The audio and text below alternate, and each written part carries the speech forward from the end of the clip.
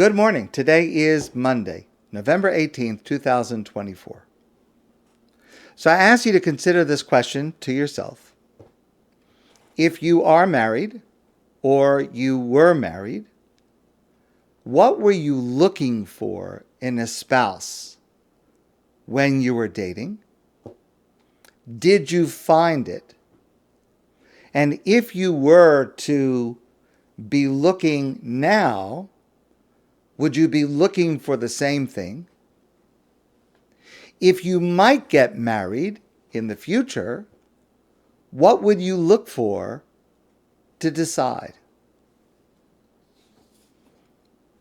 I ask these questions because this week's Torah portion, the Parsha of Chayesara, which describes the beginning of the relationship between Rivka and Yitzchak, is the only relationship that I can think of in the Torah, in the entire Torah, where the match was made on the basis of a specific articulated criteria.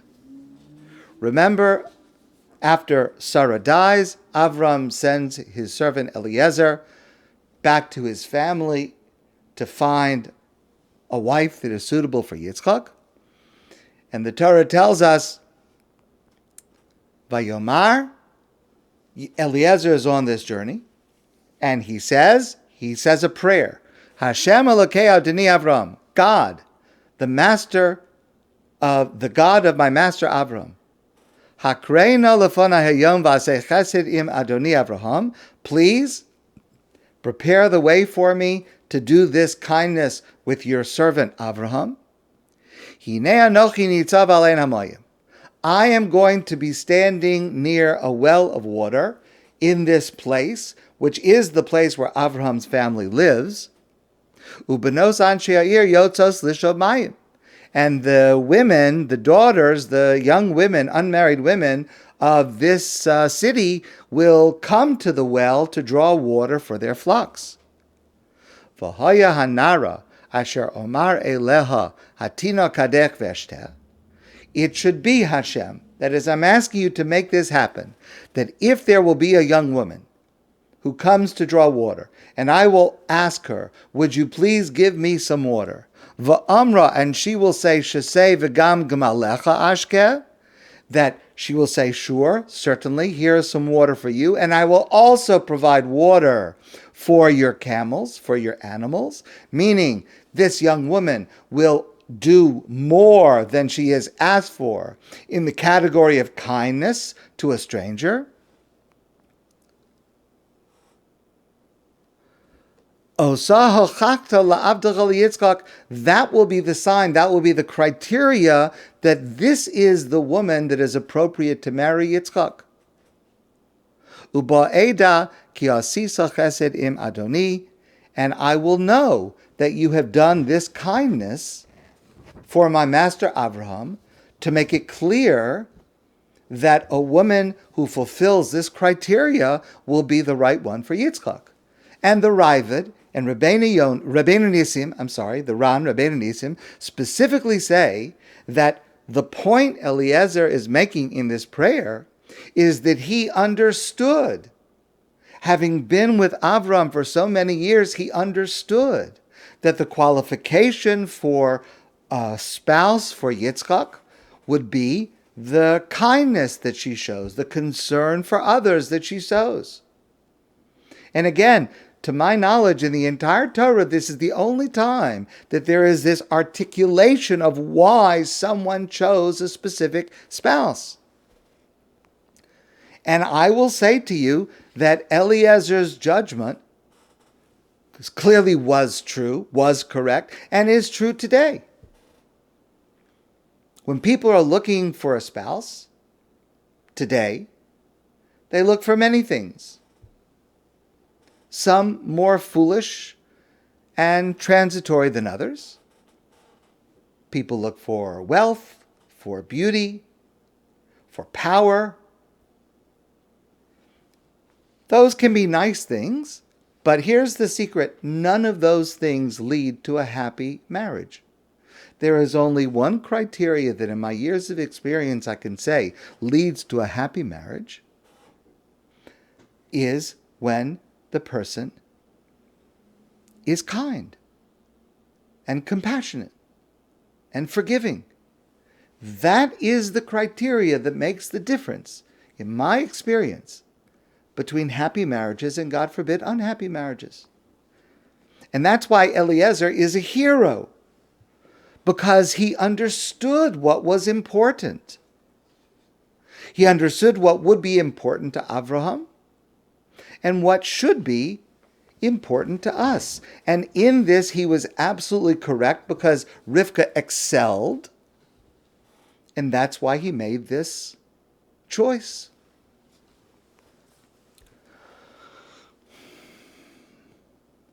When I was dating a long time ago, I had no such list. Thank God, we are happily married for almost 44 years. But I do have a list now, and I told this to my children, and I teach it, and it comes from this narrative. Because this is the level of chesed, of abundant kindness and compassion and consideration and helpfulness that a person has. This is the only criteria that will lead to happiness in marriage. And I think I would suggest that that is why the entire book of Bereshis has only one narrative about on what basis to choose a spouse, so that this message is taught clearly and fully, so that we can use it ourselves and share it with our children and our grandchildren and friends and anyone else who is looking for a mate, who is looking for a spouse. This is what to look for.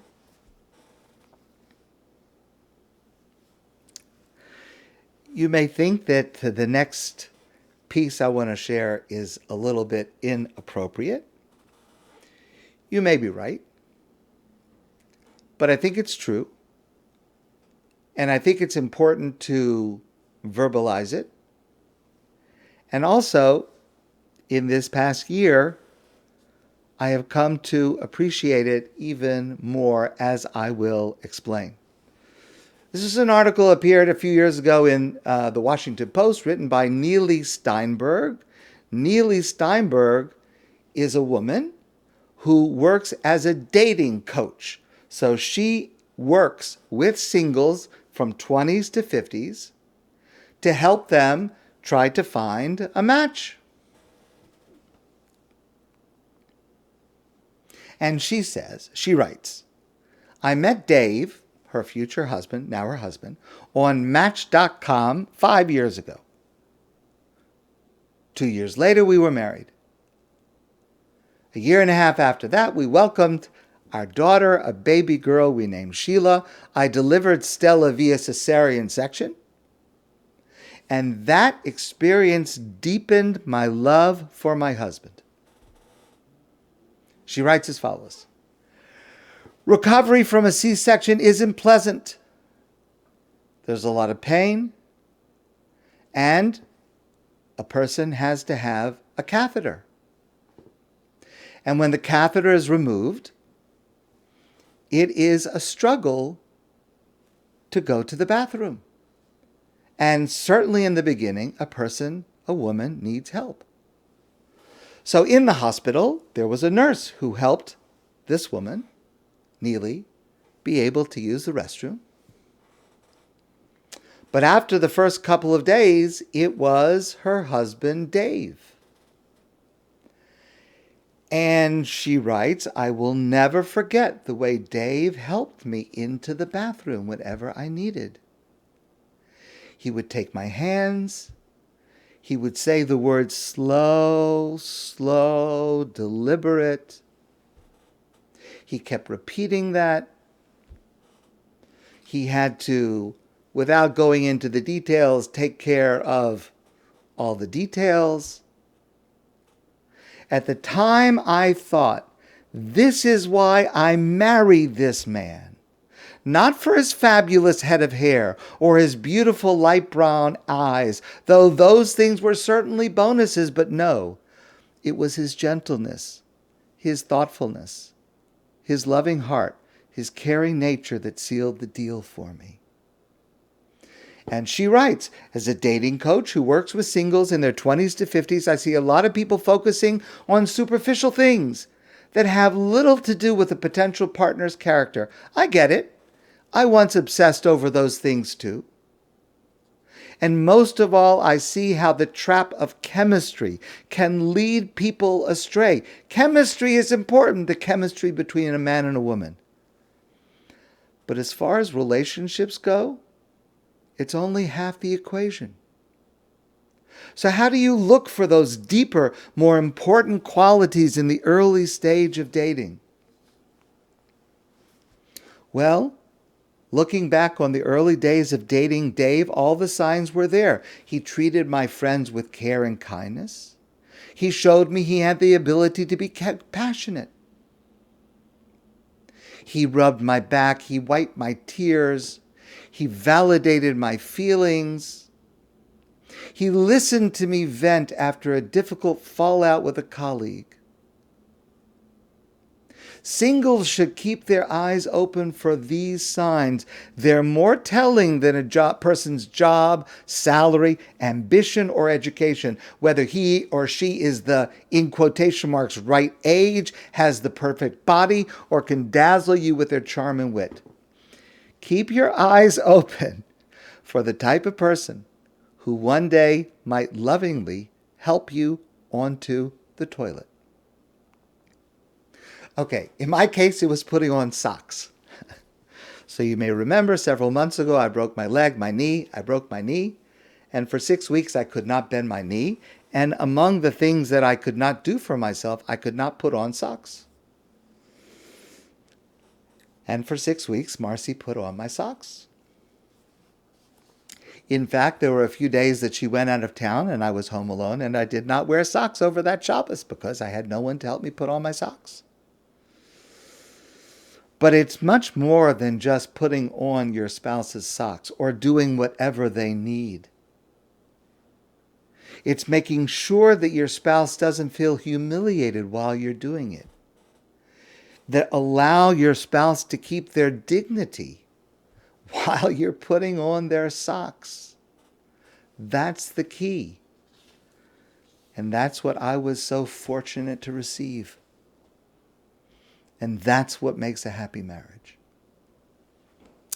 I've told this story before, and it bears repeating at least every year the week of this week's Torah portion of Chayei Sarah.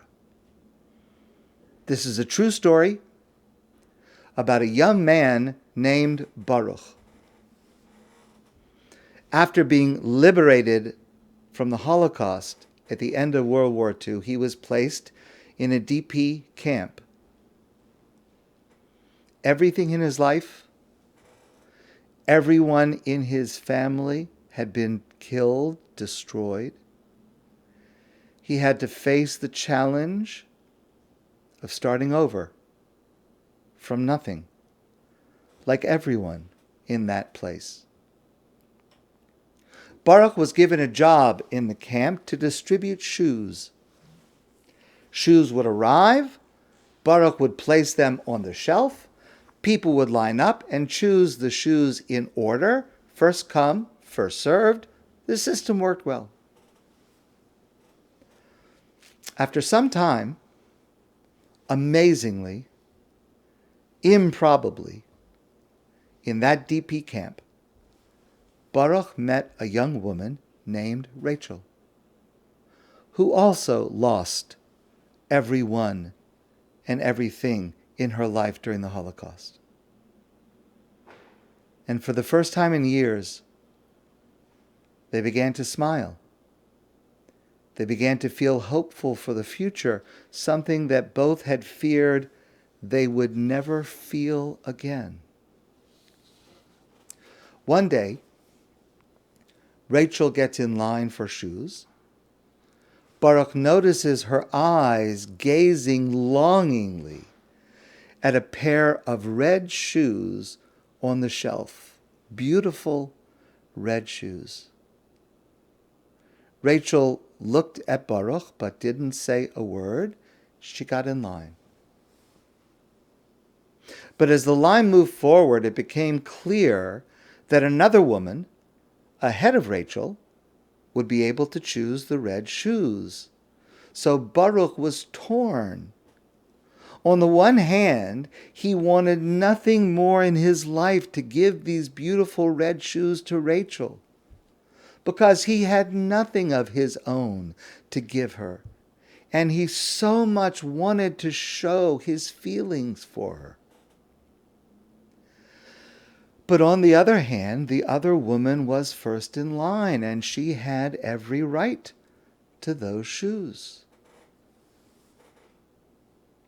And Baruch gave the shoes to the other woman. And as he did so, he noticed Rachel lower her head and begin to cry. And it broke his heart. That evening they met, and Baruch tried to explain to Rachel how much he wanted to give her the shoes, how badly he felt. But Rachel said to him, "Let me tell you why I was crying. As soon as I came into the room and saw the red shoes, I wanted them. And I looked at you, and I knew you wanted to give them to me. And I saw the other woman ahead of me, and I knew she would ask for them first. So I closed my eyes, and I said to myself, if he gives the red shoes to the other woman, that will be a sign that he is the man I want to rebuild my life with. And when you handed her the shoes, I was so proud of you. I was so happy. I began to cry tears of joy that we are truly meant for each other." Rachel and Baruch did marry and spent the rest of their lives together. That is the sign to look for in choosing a husband or a wife. My friends, I wish you a great day, and I look forward to seeing you soon in person.